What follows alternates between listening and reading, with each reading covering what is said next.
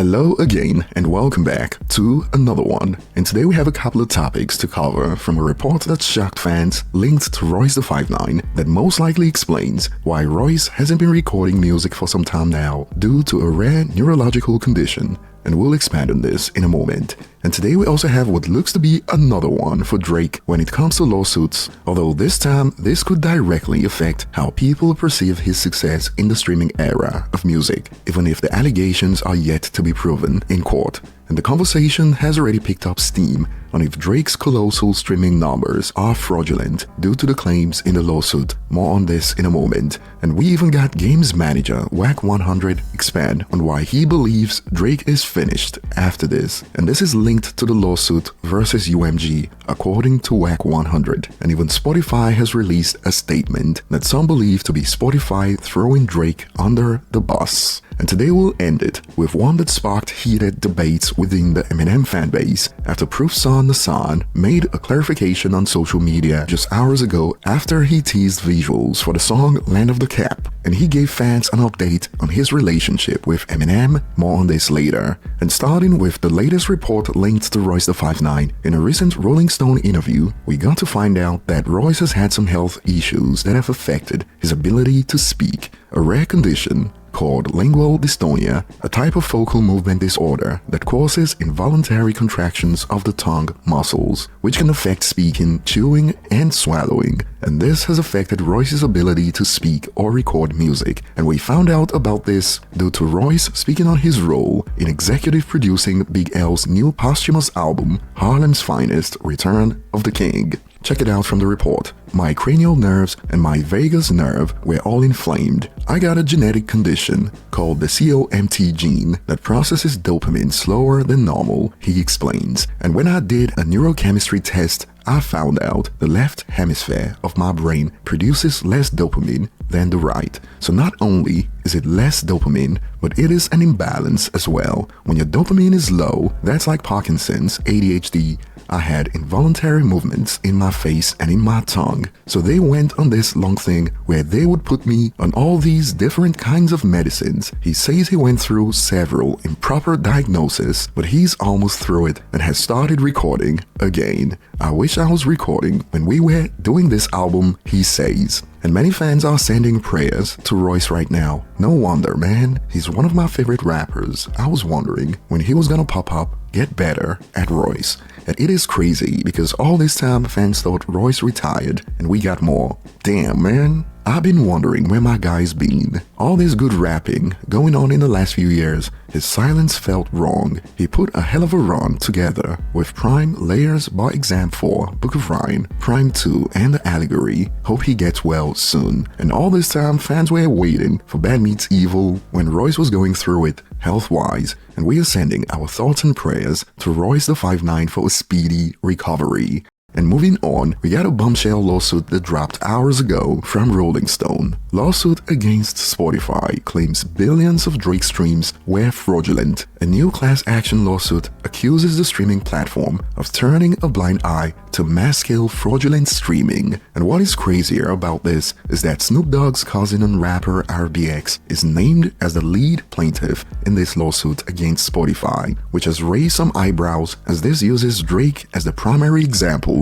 of fraudulent streams. Check this out. Every month, under Spotify's watchful eye, billions of fraudulent streams are generated from fake, illegitimate, and/or illegal methods, like bots, the lawsuit states. Such mass-scale streaming fraud, it continues, causes massive financial harm to legitimate artists, songwriters, producers, and other rights holders. And Drake's credibility looks to be taking a hit with this one, as it adds, while the lawsuit suggests that use of bots is widespread on Spotify, the only example it cites pertains to Drake. It claims voluminous information which Spotify knows or should know proves that a substantial, non-trivial percentage of Drake's approximately 37 billion million streams were inauthentic and appeared to be the work of a sprawling network of bot accounts, and it continues. This allegedly fraudulent activity took place between January 2022 and September 2025, according to the complaint. It claims an examination of Drake streams revealed abnormal VPN usage had obscured the location of the bot accounts streaming Drake songs. For instance, the lawsuit claims that over a 4-day period in 2024, at least 250,000 streams of his song No Face originated in Turkey,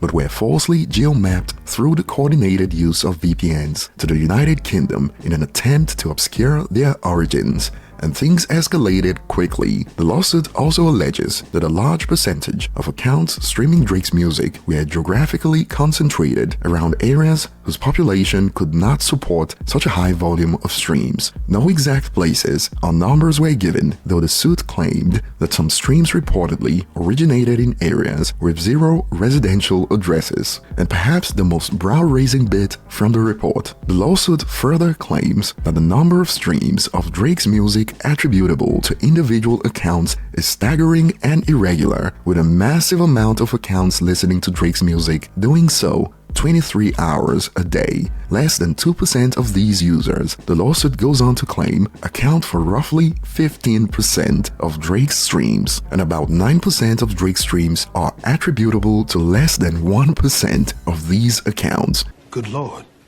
So less than 2% accounting for 15% of Drake's streams is some wild allegations, to be honest, and this report has since exploded on social media. Fans in Drake's corner believe this is a smear campaign with takes like a West Coast artist's cousin files a lawsuit where the only artist he mentions is Drake. Laughing emojis. These are grown men, by the way. And now we got Wack 100 out here with a theory about what is happening to Drake when it comes to the recent lawsuits coming his way. And Wack believes this has got something to do with the UMG lawsuit. Check out snippets. Hey, I want y'all to really think about in the last week what has happened. Since UMG has won that and they had to drop that shit, Drake being sued for falsely promoting steak.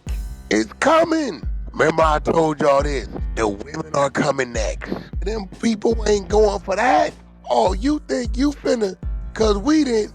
They just hit him with the steak lawsuit. Saying you falsely promoting the gambling act.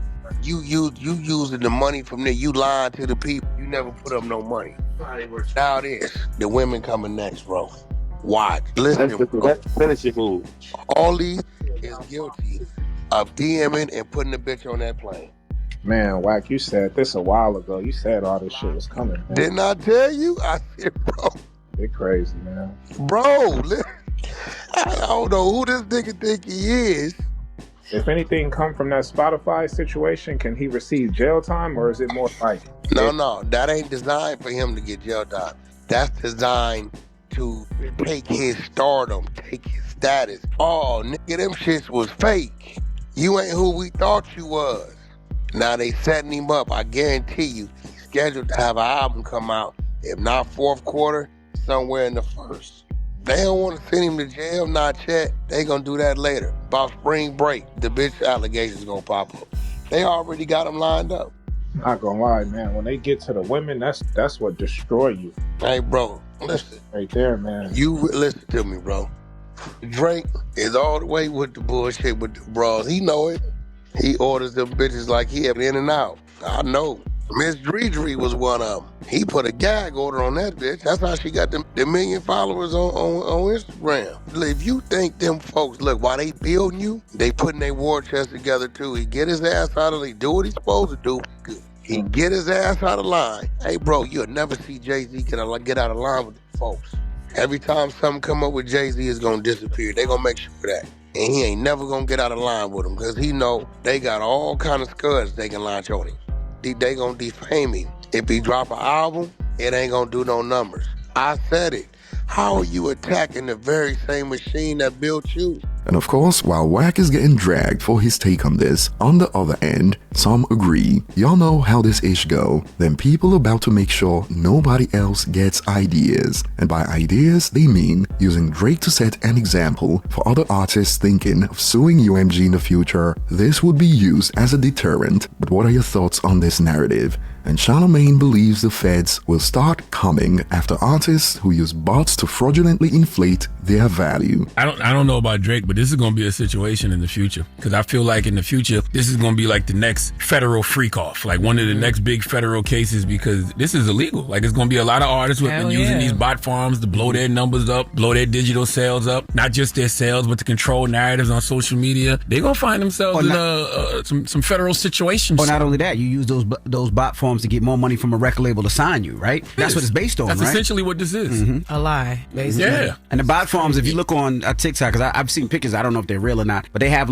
maybe 100 phones set up, and 100 phones are streaming different artists. So I guess you pay these bot farms, and let's say you pay, and then this month is this artist. And wait till next Peter month get involved, because you know they got monkeys that know how to freaking be sitting at the computer typing all of this stuff out. Yes, you ain't see Superman? Shut up. Goodbye. These monkeys out here telling they snitching. Monkeys out here snitching. Go ahead, Lauren. But all jokes aside, this is going to be the nenext federal freak off. You can see it coming a mile away. But who gets in trouble at that point? Is it the artist or is it the record label? No, it's because is it the artist that's paying it, or is it the label that's paying it for the artist? Probably both, but that's why when we talk about those. They also have artists that are doing it independently of the label, correct? And they're gaming the label as well. So that's what that goes back to what you're saying. You know what I mean? Like, you hire these people, right? They boost up your numbers, they boost up your sales. Then you go to renegotiate. They base it off of the streams. And if my streams are this is what. Yeah, that's right. This is crazy. That's right. These artists are going to Turkey to get their hair done, and they freaking bot farms. This is crazy. Teeth too. Yes, hairline, teeth, streams, all of it.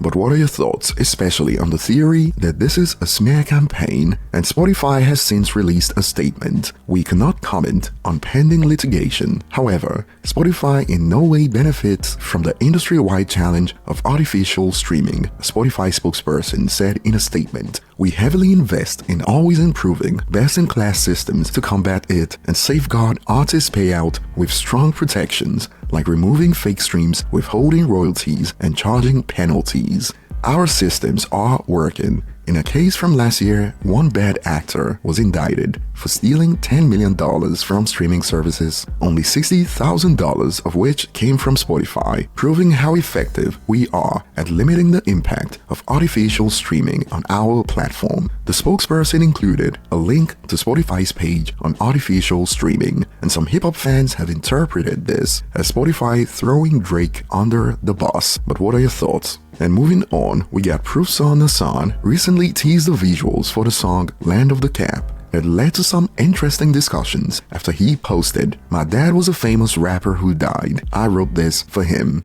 I lost my dad 2006, I lost my dad 2004. And he clarified under, song link below. And please guys, stop with the Eminem questions. We don't have a relationship, it is what it is, heart emoji. Thank you. I guess Nassan is approaching the phase of no one is coming to save you. And perhaps some users missed the memo. Need Eminem to hop on the track with you as a full circle moment. You're not getting it, it's not clocking to you. It's not clocking to you that I'm standing on business, is it? And it didn't take long for some conversations to get the ball rolling. The way he talks often about Proof to this day, I'm surprised he has no relationship with his son, not even a once-a-year phone call/text saying, "Hi, how you doing?" And to this, a user responded, "It is a sad shame he did not keep in contact with Proof's son, all because he lets Paul and his team run his life. He has no say in his life." And some users have had it up to here with the narrative of blaming Paul Rosenberg for everything. Honestly, what a ridiculous tweet. Do you think he's a little kid? It must be great to be able to blame Paul for everything you don't like about Eminem. And the back and forth escalated. Years ago, no one would have guessed what Proof's son looked like, but now everyone is defending his rights. Also, what else M must do? Go hang out with Proof's wife every week to be a good man for these people, or why they even care how M wants to keep relationships with anyone, which got this response. It is well known that Eminem and Nassan's mother didn't have a good relationship and they moved to another state. It is also known that Eminem recorded music for an son and he lost it. What? But let's be real, we don't see Eminem's daughters with 50 Cent or Mr. Porter, and it is okay. Well, I'm just the messenger. I've got nothing to add to this conversation, and I'll throw this one over to you guys. Share your thoughts below, thanks for watching, and I'll see you on the next one.